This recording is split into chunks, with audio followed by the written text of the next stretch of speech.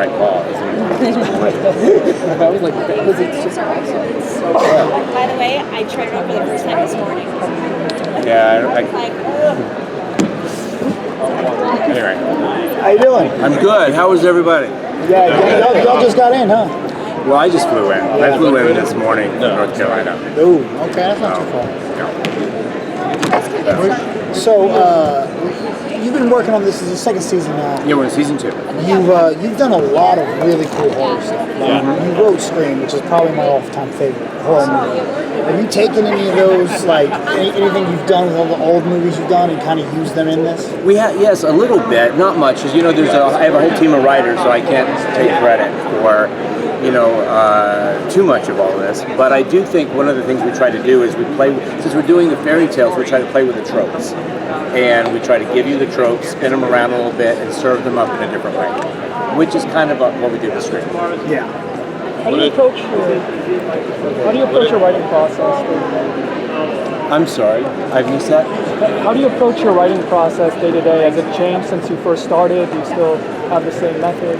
Well, so it's evolved a lot. When I first started out, I was writing out of desperation, which is one of the big changes. And now I'm I'm still writing out of desperation because you're writing with a deadline. Oh, thank you. I'm writing with deadlines, and you're just trying. We live in a world of television now. There's so much of it, and it's like, how do you tell an honest, true story and also try to stand out and sort of break through the noise? And it's really hard. And sometimes you do it, sometimes you don't.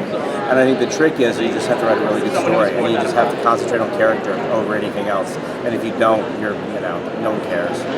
You're taking 3 stories and intertwining beloved characters. Obviously, that we all know from Disney, the Disney movies. Was there any did you have to get clearance from Disney or any kind of pushback from Disney? No. Well, these fairy tales go back a lot further than Disney. Yeah. And in fact, the reason Disney did them, I think, is because they were free game. And so Disney used them the same way we are. And we pay homage to some of the Disney moments, but we don't necessarily, we use the original stories. And we're twisting them around in such a way, and we're changing genders, and we're redefining kind of what the themes and elements of all these storylines are. So we kind of just are having they're so different. But we do a lot of winking. Okay. Are there going to be some of the differences between the first season and the second season? We learned a lot from the first season because it's really hard to do 3 storylines and intertwine them successfully. And also because there's so many characters and there's just an hour of TV. We struggled, I think, last year finding sort of the balance of all of that and how they intertwine. And it's sort of like there's so many characters, it's hard to get invested in one character when there's another one, and there's 15 main characters, and so that was always a challenge. So this year what we did is we used the framework of one family. So these 3 fairy tales all intertwined through one family. So we don't have to cut away. When we do, we're cutting away to it's all based on one spine. So we have a spine that sort of everything the tentacles go out from it, but it all stays unified, which helps you care, helps you connect to it. You're just more honest, more emotional, and you just sort of understand people from the get-go, as opposed to last year where I felt like it took a while to latch on. You had so this year's different, and I think we learned from last year.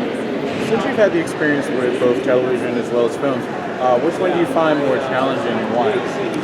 It's hard. Whenever I'm doing TV, I want to do a movie, and when I'm doing a movie, I want to do TV. It's just never fit. That's just the way it is. And which I'm doing now. I'm doing a movie now because I feel like I've done so much television. And now as I'm sitting here making this movie, all I'm thinking about is, well, if I write a pilot while we're shooting, they're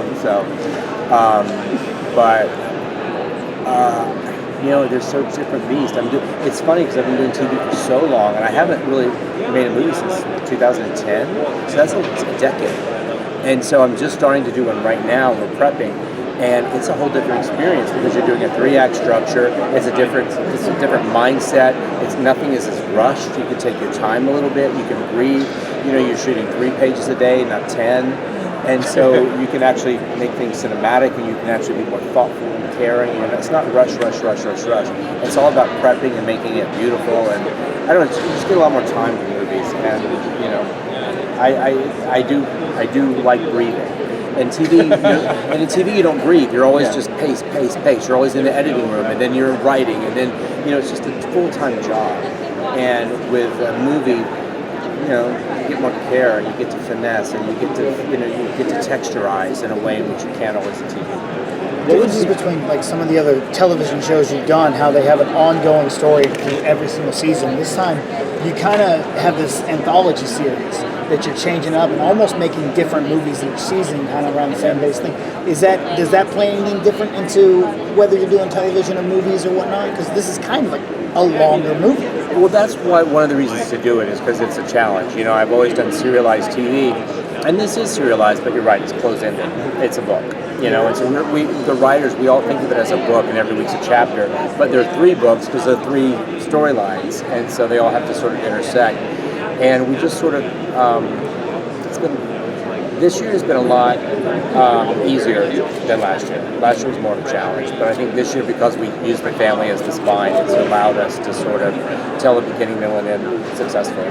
When you write for television, do ratings affect you? Meaning, if you have an episode that gets really good ratings, do you try to find that magic again creatively, or do you not let it influence you? Well, it doesn't influence on this because we're pretty much done with all 10 before it airs. We're shooting episode 6 right now, and we don't air until December 5th, so we'll almost be wrapped. So we can't. But with regular, like with Vampire Diaries, for instance, you do respond to what works. And when you're in the writer's room and you have this really great twist and this really great moment where, I know, why don't we let Ian kill Elena's brother? That's the way to make him bad again. That's the way to turn Elena against him. And it'll make him, because the audience likes him. He should be the villain. And so, you do it, and if it works, but we couldn't turn him into, once we made him nice, we couldn't turn Damien into a villain to save our lives. The audience loved him no matter what. And we kept trying to turn the audience against him again, just so we could win him back again, and it was really hard. But I think the trick is I try not to read Twitter. I try not to let it influence me. I think so too, but Julie Platt doesn't agree. And so I let her read Twitter for me, and then she tells me. She'll go, no, they don't like that. And I'll go, okay, What was the casting process like for this season? Because Paul and Danielle are back, but it's a new cast beside that. So how did you go about doing that? Well, I could have brought more back, but not everyone was available because it was, we get them from one season. But Paul and Danielle are very near and dear to me because of the Vampire Diaries, and Danielle was on the originals, and so they've been in my family for a really, really long time. And I mean, it really is sort of a family. It's crazy, and so I love working with them. And this year I got to put them together. One last question. And so that was a lot of fun for me. And then I just, whoever's available. And I got to work with Matt Lauria, who I've never gotten to work with. And I've been trying to work with him since Vampire Diaries. I wanted him on Vampire Diaries, and he was unavailable. So I've been trying to get this guy forever. And this is my first chance to. He's amazing. He's so good. Thank you guys so much. Dawsons Creek. How come you let Joey wound up with Pacey instead of Dawson? I had to ask you. Really? We're not done with this yet? Ask before we could talk. Okay. You broke Kevin. You know why? I see it differently. One of the things I loved about Dawsons Creek, it was always trying to break the mold.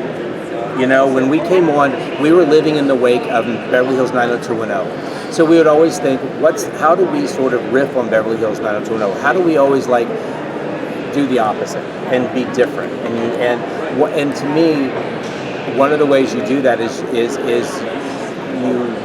mix it up. You change the ending. And in my view, Dawson and Joey did end up together. Because if you look at the scene before we pushed ahead 5 years ago, they have that moment on the dock where they go, "You and me forever." And they say, "You and me always." And so the way that I see it is that Dawson and Joey, that sometimes your soulmate is not your romantic love. We live in a world of chosen family. And we're not, because I certainly for my life it's been all about chosen family. It's not been about necessarily my family, birth family. So I wanted to sort of express that soulmates don't always define themselves as romantic love. Sometimes they come in the form of a best friend. And so Dawson and Joey, in my eyes, are soulmates forever, but her romantic love was with Pacey. They had the spark, they had the romance, they had the hot sex, they had the forever, you know? And I sort of think that, to me, was, and that in a way is my way of having my cake and eat it too. Thank you. And I know